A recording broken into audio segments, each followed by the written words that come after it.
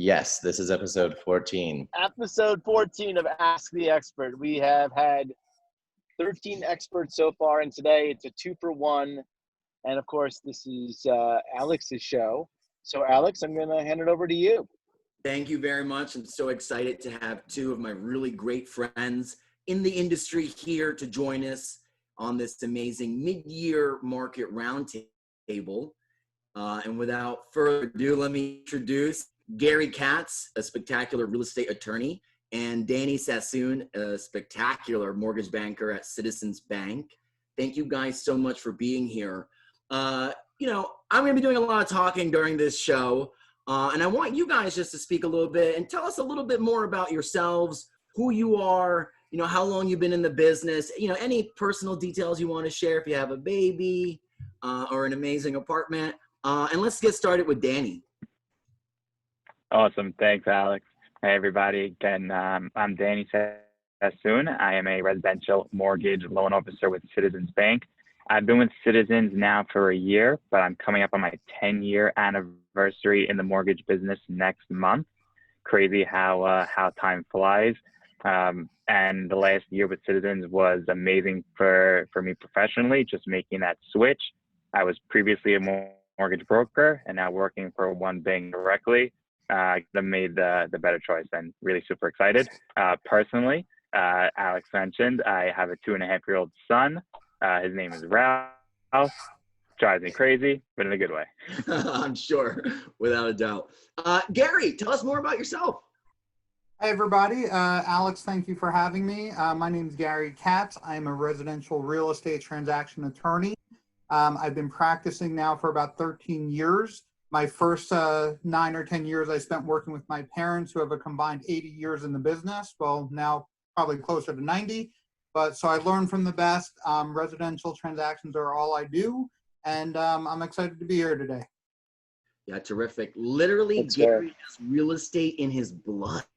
How wild is Nature and nurture. Yeah, I know. Right. And I like your tie, Gary. It's a great time today. very here.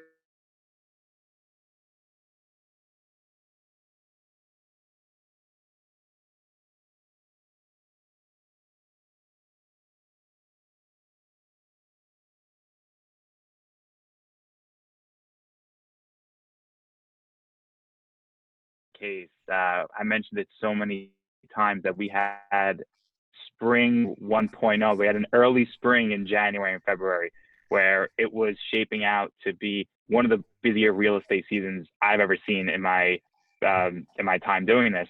And then like a ton of bricks, it all came crashing down that second week in March.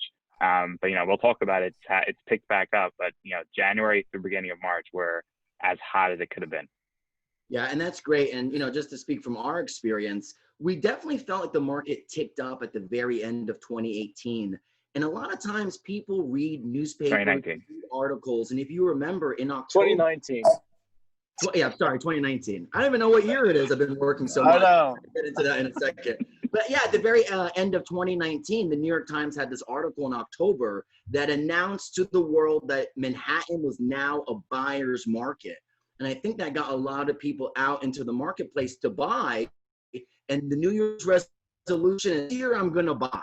So to Danny's point, January, February, March, and like Gary was saying, on track for our best years ever, And then all of a sudden, pandemic happened. Everyone had to shelter in place. So I'm curious, I'm happy to talk about what was going on with our deals and with our clients. But I'm curious, Danny, what happened that second week when, March 16th, we had to shelter in place? What did you see happen? It was a complete pause. And there were deals that were already in progress where buyers just wanted to stop, assess on whether or not they're even going to keep their job and be able to afford this house. See if they might want to take advantage if there's a recession of getting a price reduction on a deal they already have. And then there were the people that were putting in offers that said, hold on, I'm not ready just yet. I need to see how things shake out. it was a screeching halt for the remainder of March. From about March 10th through the end of March, everything was just completely frozen. Yeah, and Gary, were you seeing something similar? What were, because so what's interesting, and anyone that's watching this who's a client, we all kind of represent different places in a deal cycle, and Gary is at the very end, handling the contract negotiations, handling anything that may come up that would prevent a closing. So Gary, what were you seeing from your clients during that crazy panic time? Well, more importantly than the contracts, the deal contract stage were the deals that were in the closing stage.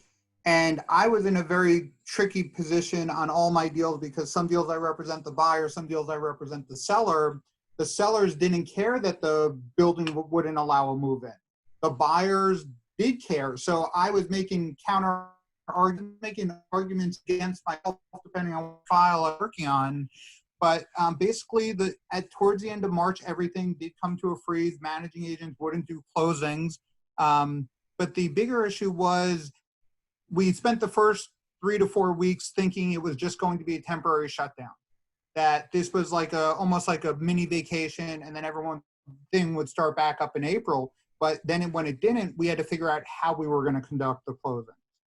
And then once we figure out how, we had to get past the people who wouldn't adapt and wouldn't change. I can't tell you how many times in the last couple of months I've heard, well, I've never heard anything like that before. Well, we've never faced anything like this before. So I still had to get my deals done. I had to represent my clients, and most people are working to get things done now. Yeah, for sure. And I remember, a lot of the deals that we were doing, if it was a seller, they really didn't care that the market was dropping or that things were scary. They had a signed contract and they went to close. And it was the buyers that had tremendous anxiety because they weren't sure when they could move in, what could happen. They felt like they were maybe paying an unfair price because the market now has shifted. So I'm curious if you guys maybe have 1 or 2 crazy pandemic stories, because a lot of the Q2 reports just came out, and I really think there should be an asterisk on all of these reports that there was no Q2. If you could not see an apartment, how could you bid on it? So all of those deals that happened to me are quote unquote panic deals, or they're deals that were already in fruition, But I'm just curious, can you share 1 or 2 anecdotes, maybe of like a crazy pandemic story? Gary, do you have one? Well, like I said, I was making the arguments against myself depending on which side of the deal I was on. But basically, I reached a point where my clients wanted to close, and I did whatever it took. I would go to I had one closing that actually took place in 3 counties. I had to go to the seller's attorney in Brooklyn. I had to meet the bank attorney in Westchester, and I ultimately ended up at the managing agent in Manhattan. So in one day I was in 3 places just to get the deal done. Again, everybody didn't, everybody was saying that they've never seen anything like this before, but we had to get the deal done. So I got a power of attorney, and I ran all over the place, and I got it done. Yeah, and I think that's what you saw a lot of people doing, is going above and beyond, doing things that they had never done before, just to really help our clients and make a difference. And I'm not surprised that you went to 3 different counties. That's the Gary Katz way. Danny, do you have 1 or 2 stories you want to share about something crazy that happened during pandemic? Yeah, it was something crazy that we really saved. Well, we didn't, it was saved from being a disaster for a buyer. They lost their job at the end of March, and they had already satisfied their mortgage contingency, which means that they had to close because the bank already said that you're approved. And the sellers were investors, and they were being hard on it, and they were not going to just let them out of the contract. And it was going to be in April. It was an April 30th hard date to close. And there was just tremendous anxiety during that end of March, early April. And we just kept things on pause. We didn't deny the application because that would have had them forfeit their initial down payment. And lucky enough, and this is, through God, they got a job towards the end of April and were able to now use their new job to be able to purchase the house in time. It was miraculous. Wow. Truly miraculous. That's amazing. That's a good story. Great Yeah. story. To your point, some divine intervention there to get a new job during, the craziest panic America's seen in 100 years, so Yeah. that's wild. I have a great story. I mean, when we were living it, it was a horrible story, but I had buyers. We were already in contract on something that we were already getting a really good deal on. And, they looked at the economic landscape, to Danny's point, mid-March, late March, stock market was crashing. And it was like, is this the right time to buy a $1.5 million home? And they had no out. If they walked away, they would lose their 10% deposit, $150,000. And I had to tell them, I'm not in a position to tell you whether or not you should do this. Only you can decide that. But the home you're buying is an incredible home. And if you're going to stay there for 5 to 7 years, you're going to do fine. And they said, okay. And then they came back to me and said, tell the seller we want $150,000 off. And I went to the seller, and shockingly, after some back and forth, they said yes. So we got a 10% discount on top of something that was already a killer deal. So, my clients were really lucky, but the seller had already, was in contract to buy a new place, so that's the thing about this market is people are going to see like, oh, that sold for 20% off and that sold for 15% off. But the funny thing about real estate is it's hard to average across a market. Each situation is tremendously unique. And your client, Danny, was able to get a new job and that saved that deal. But you may be telling a very different story if they didn't get that job, I'm curious now that we're talking about pandemic and maybe how things have changed. And, Gary, you kind of alluded on this a little bit, but how has the closing process changed? Me as a broker, can I still come in person and be the eye candy I've always been? It depends. Different places are handling things differently. And it also depends on the type of property. You have a single family where it's just the buyer, the seller, the bank, and the title company. It's a lot easier to do it in person where there's fewer people. When you deal with the co-ops, when you're dealing with the transfer agents, some managing agents have shut down completely. Some will send you the documents in escrow. So the answer, it depends.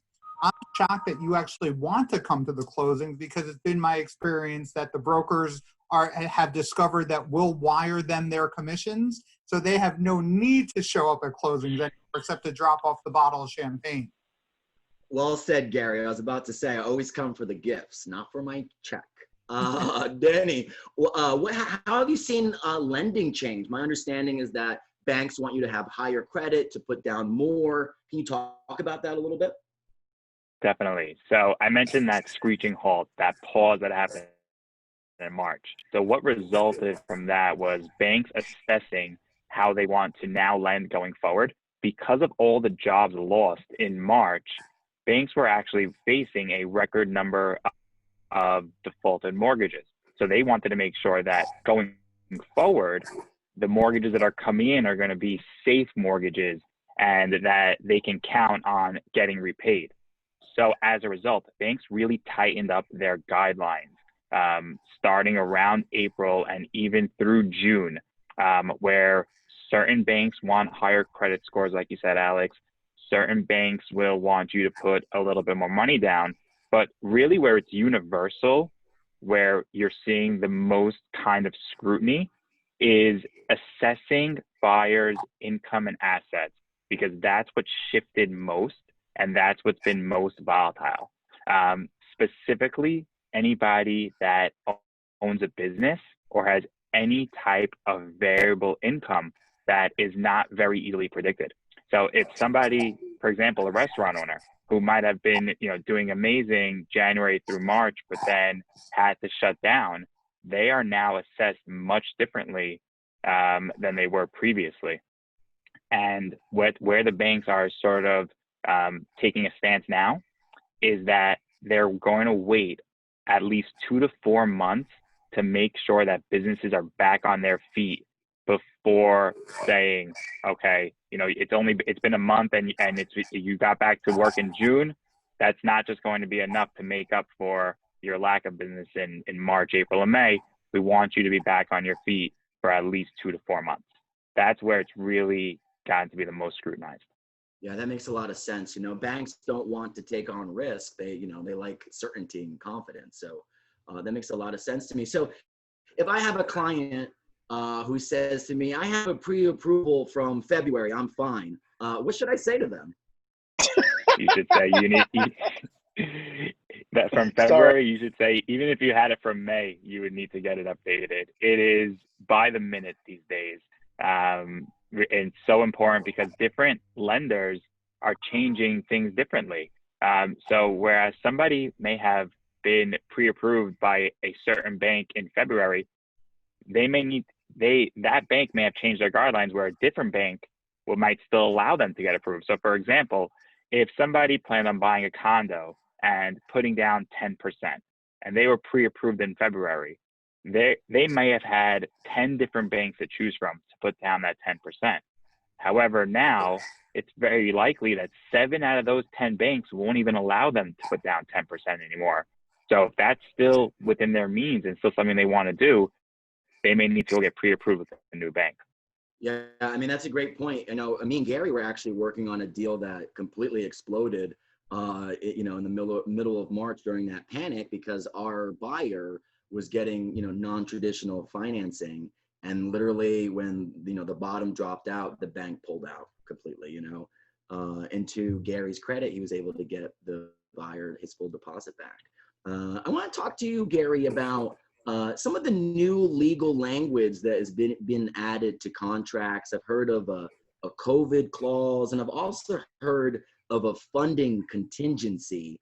And for our listeners at home, can you talk a little bit about what those are and any other additions that you think helpful for us to know about? Sure. So I've really seen 3 different clauses emerge as part of the pandemic or as a result of the pandemic. First, you mentioned a funding contingency.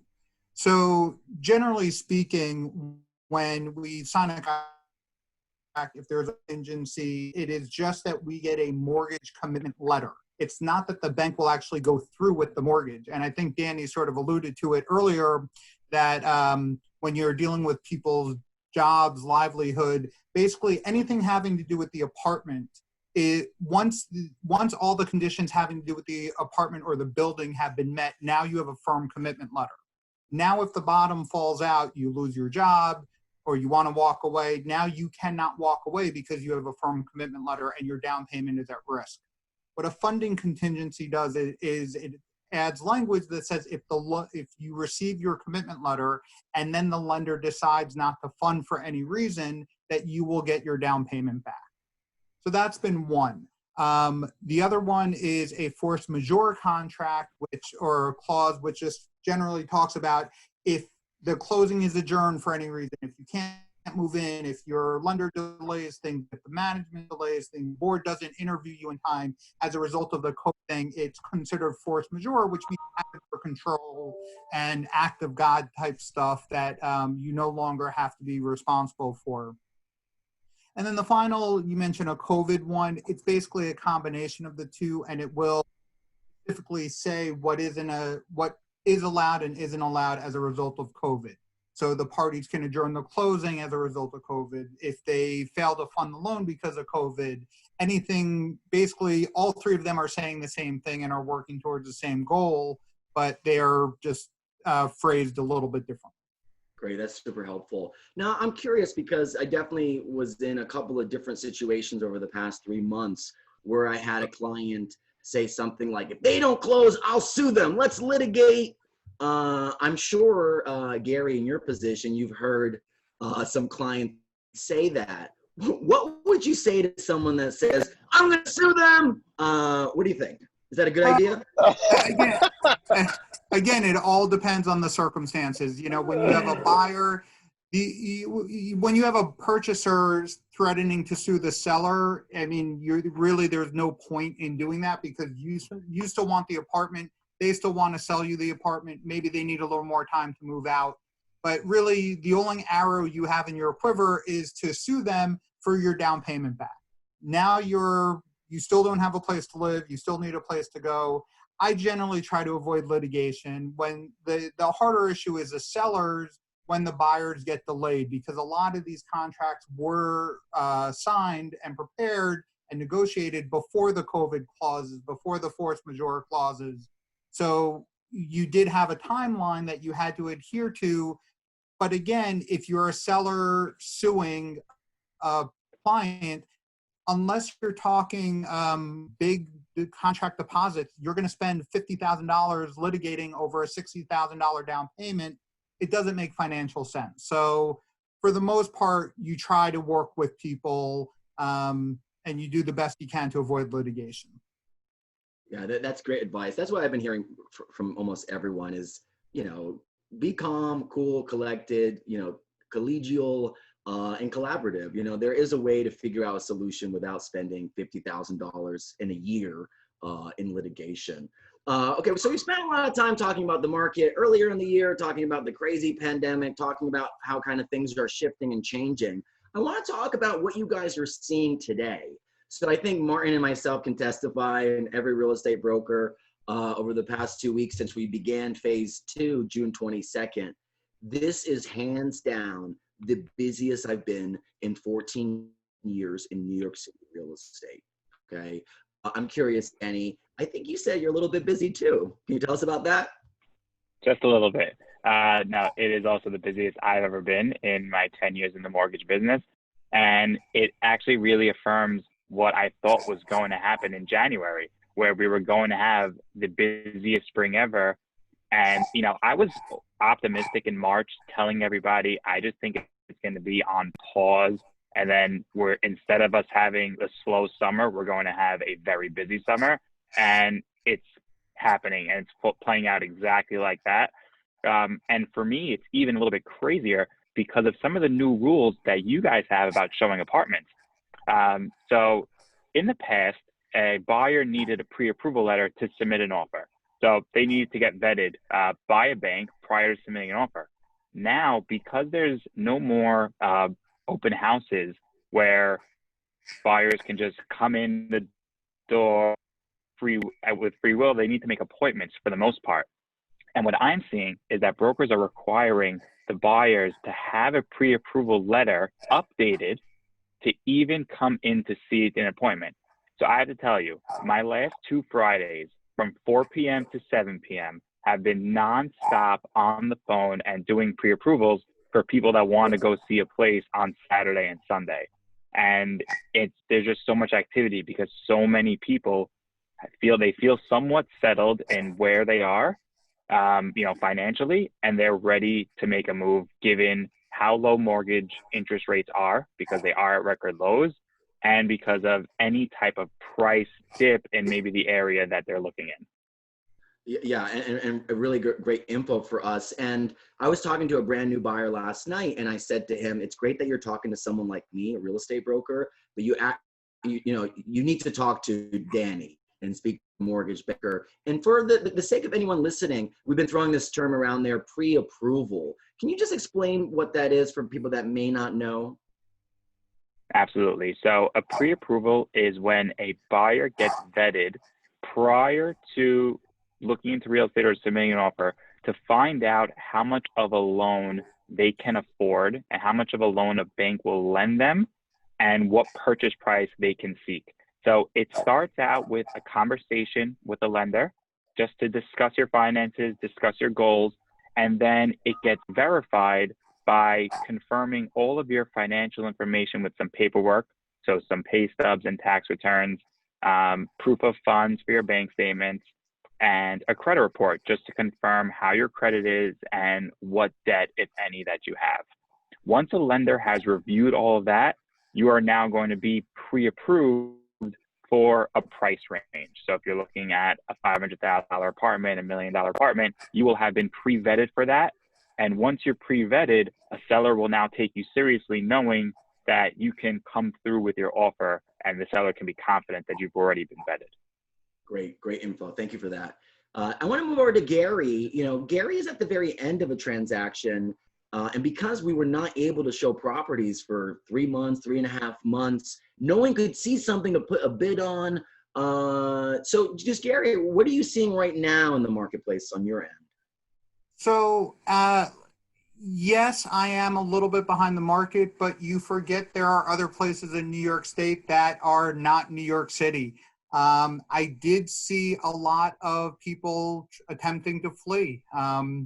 They wanted a bigger space, they wanted a house, they wanted a yard, and just in general, a lot of people were leaving Manhattan. So I did see a big shift to the suburb. But I am starting to see things slowly trickle in now. Like you said, it's been about 2 weeks since you guys started showing market or places, and I've started to see the trickle in. Yeah, and I think that's a great takeaway for everyone to hear. Is there some type of exodus from New York City? Sure. There are people who are leaving, and to Gary's point, maybe they want larger houses, they want backyards, they know that the kids may be homeschooled for the foreseeable future. They need more rooms, go downstairs, go outside. But the argument that I would make is these people were on the fence for a long time, thinking about leaving. Should we stay? Should we leave? Should we stay? And the pandemic just pushed them over to a decision, so it is what it is. Good luck. And it could be panic also. Yeah, for sure. No, go ahead. No, I was just going to say, it could be panic for that people don't know what's going to happen or how long this is going to last. So they just, like you said, it pushed them over the edge. Yeah, and for everyone listening, the same thing happened after 9/11, that there was more people leaving New York City than coming in for about 2 to 3 years. And then guess what? It shifted. Once the coast became clear and it was safe again, people came right back to New York City. So everyone that's listening, I am bullish New York. I will never, ever bet against this city. I consider this a rebuilding year. We're going to be back to it sooner rather than later. And the way I kind of want to end, I know we started a minute or two late, so I'm happy to go over a minute or two. But what are your predictions? I know none of us can predict the future, but what do you kind of see the market doing over the next 3-6 months and even maybe beyond? And let's start with Gary, actually. So I'm really glad to hear that you guys have been busier than ever before, because I sort of have a little bit more of a pessimistic view on this one. You mentioned 9/11, and I know a lot of experts say, following 9/11, following Superstorm Sandy or the mortgage crisis, I had my best year the following year. I think it's a little bit different now. I think technology is such that people can work remotely a lot easier. It's a lot more advanced. I mean, Martin was on his phone before, and you just, it's like he was here. I think you're also not necessarily it's gonna take a while to come back to New York City. What I mean by come back to New York City is we don't have restaurants right now. We don't have culture right now. We don't have sports right now. We don't have Broadway right now. A lot of the big reasons why people flock to the city or love to stay in New York City may not be back for a little bit longer. So, like I said, I came in with a very pessimistic view of things, but I'm glad to hear that you guys are super busy and that there are tried and true New Yorkers out there who want to stay, who are looking for value. I think it's a great time. One thing I will just say from an attorney standpoint is when you're looking at apartments, look at the building, make sure your attorney does due diligence, because one thing I'm starting to see is people asking me saying, well, my building has retail on the first floor. And what if they don't come back? What happens to our budget? Is my maintenance going to go up 20%? The answer is I don't know. It's going to all depend. So just one thing to be careful of when you are out there shopping, make sure you have a good broker, make sure you have a good attorney. Yeah, really great advice. Thank you for that, Gary. Danny, what do you think? Are you as pessimistic as Mr. Katz? So no, I'm pretty bullish on the market now. Maybe not in the next month or two, but and it'll circle back to what Gary was saying about people fleeing to the suburbs. From the conversations that I've been having and the transactions that I've been doing, upstate and even in New Jersey or Westchester, it's actually people looking for homes as a backup, not necessarily to leave the city permanently, but just to have a place to escape to that's their own, that they can be if the kids are at home for 3 months or if they ever want to just get out. The people that were still looking for $1.5–2 million apartments in the city or in Brooklyn, they're going out, they're picking up a house with 10 times more land for 400, 500,000, they can still afford in a few months that apartment, depending on how much of their assets they use. And I see them still actively looking. So that's why I'm not too concerned. Now, while Gary is 100% right that the culture of New York City needs to be here for there to be a market here and people to want to live here, I think that, that is a matter of time. And I don't think that this exodus is going to be anything permanent, but rather just people, having more a place to run to, really. Yeah, for sure. Things are shifting. Things are changing. The paradigm is moving. But, nature finds a way. Humanity will find a way. The biggest thing that I would say is now your home matters more than ever before. Every property that you see, you'll ask yourself, can I spend 23 to 24 hours a day here? And that for sure will change how people buy, Any last takeaways? And otherwise, I have a great quote I want to wrap up with. Gary, Danny, Martin. Go ahead. Let's hear this great quote.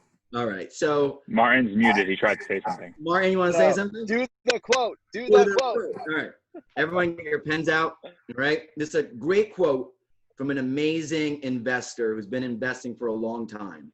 And it's ironic because stocks that are high, people want to buy them when they're high. Real estate, when they're high, people want to buy them, But this is a great quote. Be fearful when others are greedy and be greedy when others are fearful. Warren Buffett. The time to buy is when no one wants to buy. And if you do that in 5 to 7 years, when you go to sell with me, we're going to make a lot of money. All right? How about that? Alex. Loved it. Yes. Amen. All right. That was awesome, Alex. Thank you so much, Gary. Thank you so much, Martin. Thank Pleasure. you.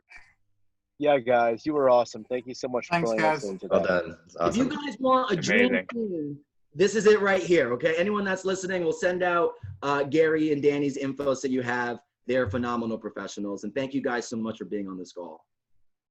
Thank you, Alex. Thanks, Mark. Thank you. Bye, guys. Done. All right. Thanks, Bye. Alex.